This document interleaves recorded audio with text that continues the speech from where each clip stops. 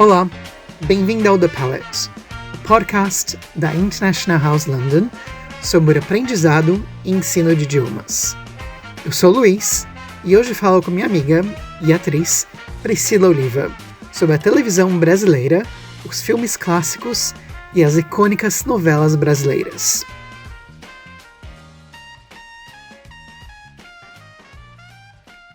Olá, bem-vindo a mais um episódio do The Palette. Hoje, de novo, com a minha convidada especial, Priscila Oliva. E hoje a gente vai falar um pouquinho sobre televisão brasileira, um dos meus assuntos favoritos e da Priscila também. Primeiro, eu vou começar com uma pergunta. Priscila, o que você está assistindo nesse momento na televisão brasileira? Qual que é o seu programa de TV favorito? Ai, meu Deus. Bom, eu adoro reality show, eu adoro. E neste momento aqui no Brasil, de setembro a dezembro, acontece para mim o melhor reality show que tem, que é A Fazenda, The Farm. Eu sei que existe aí, assim como o Big Brother, existe as suas versões pelo mundo. E eu amo, é o meu programa favorito. Eu espero o ano inteiro para assistir A Fazenda. Então, neste momento, eu estou focado em A Fazenda. Então, A Fazenda é um dos maiores reality shows que existem no Brasil. Acho que nesse tipo de formato que a gente chama de reality show de confinamento. Então, tem o Big Brother Brasil, ou BBB, que acontece geralmente no começo do ano, de janeiro até abril. E como a Pri falou, tem A Fazenda, que é na segunda parte do ano. E eles acontecem em canais de televisão diferentes, então tem uma grande disputa entre as emissoras de TV no Brasil. Uhum. Então, a Priscila gosta da Fazenda. Eu nunca assisti a Fazenda, confesso. Ah, mas quem quiser assistir, dá para achar na internet. Então, dá para acompanhar um Sim. pouquinho da Fazenda. E vamos falar um pouquinho de filme, de série de TV. Tem alguma série ou filme de TV que você tenha assistido recentemente ou não, que você goste? Olha, Luizinho, eu tô sempre atrasada, tá? Nessas coisas de séries e filmes e tudo mais. Eu vou falar mais, na verdade, de filmes, se a gente puder falar de filmes brasileiros icônicos, assim, bons filmes brasileiros. Eu acho que a gente não tem como falar do cinema brasileiro sem falar de Central do Brasil. Inclusive, Fernanda Montenegro foi indicada ao Oscar, né? A única indicação ao Oscar que a gente teve, por enquanto, no Brasil foi com Central do Brasil. Que Horas Ela Volta também é um filme maravilhoso que eu acho que fala muito sobre essa relação da vida das empregadas domésticas no Brasil, que aqui no Brasil é muito normal que as pessoas tenham empregadas domésticas, é uma coisa que na Europa quase não se tem, né? Tem, mas de uma outra forma, é um serviço muito mais valorizado do que aqui no Brasil.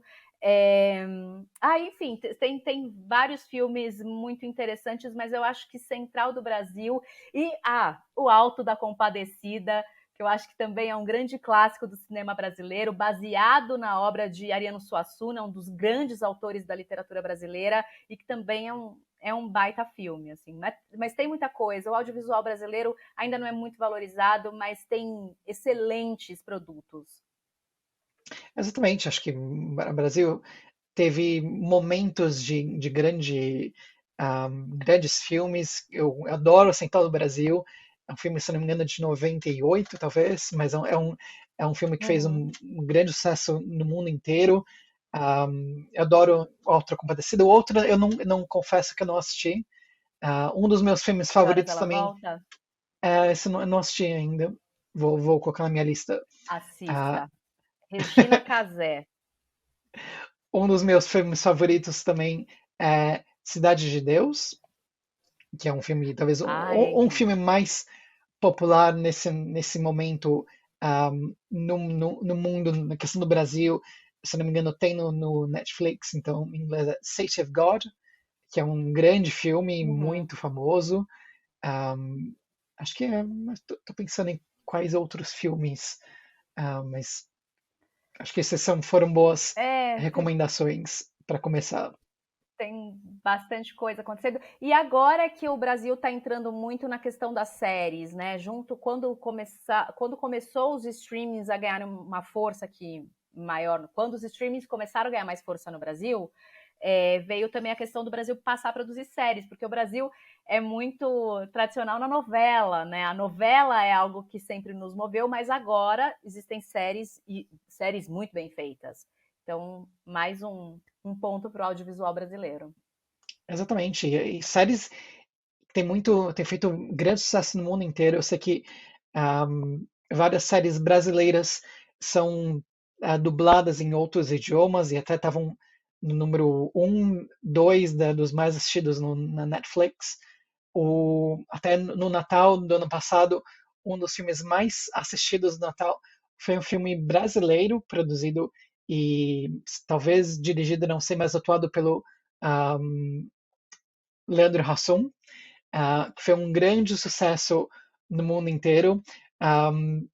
Tem gente que gosta, tem gente que não gosta, mas está sendo os filmes deles têm sido grandes sucessos na Netflix, séries com Maísa, com a Larissa Manoela.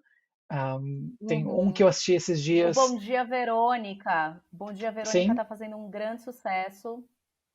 então tem hoje em dia muitos filmes que são e séries muito populares na Netflix. Outro dia assisti uma série que chama De Volta aos 15, que é divertida, acho que para quem está aprendendo português é uma série fácil e fácil de entender.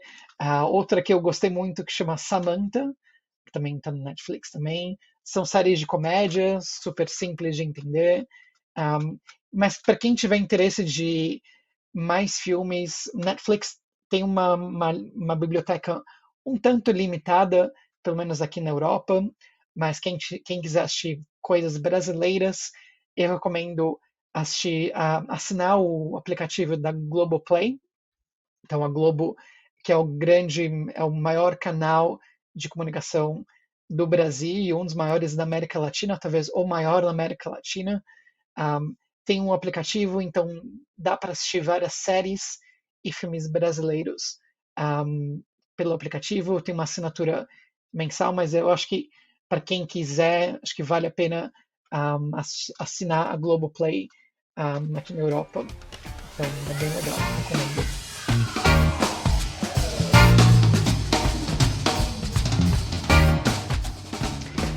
Vamos falar então um pouco de novela, então, porque acho que novela não dá para falar de televisão brasileira sem mencionar as novelas. Então, como você. Porque há vários tipos de novelas no mundo inteiro. Então, tem as novelas mexicanas, novelas americanas, novelas brasileiras, turcas. Como você que é atriz, você já participou de alguma novela já primeiro? Não, infelizmente não, mas é um dos sonhos da minha vida. Pelo menos fazer uma participação para falar, eu fiz, eu fiz. Então, como você definiria uma novela brasileira? O que tem que ter em uma novela brasileira? É que depende, né? Porque dentro do gênero novela existem diferentes formas de se fazer as novelas, né? Vou puxar a sardinha para o nosso lado aqui. Eu honestamente acho que quando a gente assiste novelas do mundo inteiro, as turcas, as mexicanas, as americanas e tal, eu acho que o Brasil é ó concurso em fazer novela. Somos realmente os melhores do ramo para isso. Mas existe, por exemplo, existem as novelas de época, né? Geralmente são as novelas que passam ali no horário das 6 horas da tarde, são as novelas de época. Existem as novelas dia a dia, que retratam a vida no dia a dia, como, por exemplo, as novelas do Manuel Carlos eram assim. Existem as novelas que têm uma coisa mais fantasia, como, por exemplo, as da Glória Pérez. Existem as novelas que têm essa coisa da investigação, do assassinato, como, por exemplo, João Emanuel Carneiro, uma coisa assim. Então, na verdade, existem vários tipos de novela. Ultimamente, as que têm feito mais sucesso realmente são as que têm essa coisa meio investigação e tal, como foi, já faz um bom tempo que passou, mas é uma dos maiores sucessos brasileiros, não só aqui, mas no mundo todo, que foi a Avenida Brasil. Foi uma novela de muito sucesso, bem como Senhora do Destino, que é a da Nazaré Tedesco, que inclusive a personagem da Nazaré, feito pela Renata Sorrah, virou meme no mundo inteiro, o mundo inteiro. Eu vou até contar um caso aqui engraçado. Teve um dia meu professor de francês me mandou um meme que é a Renata Sorrah, a Nazaré. Aí eu falei assim, você sabe quem que é essa pessoa? Ele falou, não. Eu falei, ela é uma atriz brasileira. Aí, só que ele achou que era uma coisa bem trecheira. Eu falei, não, Renata Sorrah é uma atriz brasileira maravilhosa, incrível. E comecei a contar isso para ele, né? Então, tem vários tipos de novela, assim, né? Na verdade, vários gêneros de novela. Mas essas que têm essa investigação, assim, eu acho que fazem um maior sucesso com o público. Sim. E até hoje em dia tem até um novo segmento, que são as novelas bíblicas. São novelas Sim, produzidas e que são grandes sucessos na América Latina, com histórias da Bíblia. Então, é um segmento mais moderno, nos últimos 10 anos, mais ou menos, mas que são bem populares também com os brasileiros e com os latinos também. sim, elas dão muita audiência. São novelas que, inclusive, hoje em dia, se a gente for comparar, elas dão mais audiência que as novelas tradicionais, inclusive. Uhum. E só para terminar, voltando na sua memória, tem alguma série ou um filme ou uma novela que marcou a sua infância? Alguma coisa que você que lembre com muito carinho? Olha, tem algumas, né, novelas que marcaram minha infância, porque, enfim, a gente tinha 3, 4 canais para assistir só quando a gente era criança, né? Mas eu acredito muito que, por exemplo, se a gente for pensar nas novelas mexicanas, Carrossel, que passou no SBT, foi uma coisa incrível, maravilhosa. O próprio Chaves, que passa até hoje, que aqui no Brasil é um grande sucesso. Falando de Globo, tenho algumas novelas que me marcaram, como, por exemplo, A Próxima Vítima, que era exatamente como se fosse um jogo de assassinatos, de investigação, e que eu lembro até hoje que o dia da final da novela, o Brasil parou. O Brasil parou para assistir, tinham casas de aposta para saber quem era o assassino. Foi uma coisa assim incrível, foi muito bom. Bem como Por Amor, que para mim, Por Amor, uma novela do Manuel Carlos, é uma das minhas novelas favoritas. E eu não posso falar, se a gente for pensar em seriado, não dá para falar da TV brasileira sem falar de Malhação, que foi um seriado que passava toda tarde, um seriado para adolescentes feito na TV Globo e que ele ficou ao ar de 1995 até 2020. Então foram 25 anos no ar, então assim, pegou algumas gerações aí, eu assisti muita Malhação na minha vida, então me marcou. É interessante você falar da Malhação, porque aqui na Inglaterra, por exemplo, as novelas elas duram anos. Então, as novelas mais típicas, por exemplo, Coronation Street ou EastEnders, são novelas que estão no ar há quase, se não me engano, uma delas está quase 50 anos no ar. Então a gente não tem. É diferente porque no Brasil as novelas duram 9 meses, mas aqui duram anos. Malhação foi um caso, digamos, até excepcional na televisão brasileira de uma novela que durou tanto tempo, claro, com diferentes histórias, diferentes elencos, mas era uma grande diferença das novelas brasileiras das novelas daqui, por exemplo. Mas o elenco é o mesmo? Vão mudando, então os personagens vão trocando, vão morrendo. Ah, ok. Então, mas também a diferença é que aqui as novelas são geralmente tem algumas novelas durante o dia, algumas num horário um pouco mais tarde, mas nenhuma delas é no prime time. E no Brasil, os maiores níveis, números de audiência são justamente nesse horário das 9 horas da noite, que é um horário que todo mundo senta na frente da televisão para assistir a novela. Inclusive, né, a sociedade ainda se move no horário da novela. Antigamente se falava o horário da novela das 8 na Globo, hoje ela já começa às 9 horas, então o horário da novela das 9. Campeonato Brasileiro de Futebol só começa depois da novela das 9. A própria A Fazenda, que é na emissora concorrente, eles só colocam o programa no ar depois da novela das 9, porque sabe que a grande audiência está assistindo a novela. Então, a sociedade vive ao redor da novela das 9.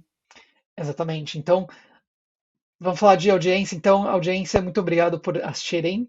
Se você gostou, deixa o seu joinha. E é isso. Tem mais um episódio com a Priscila. Então, se acompanhar. Beijos. Obrigado, Priscila. Gostou deste podcast?